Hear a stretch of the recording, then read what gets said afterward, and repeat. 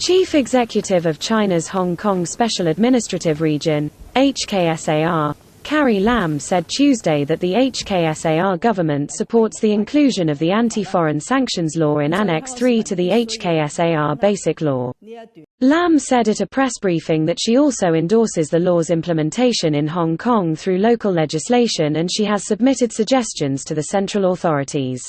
The legislation adopted by the Standing Committee of the National People's Congress, NPC, is aimed at safeguarding national sovereignty, security and development interests, Lam said, adding that Hong Kong as an inalienable part of China also has related constitutional responsibilities.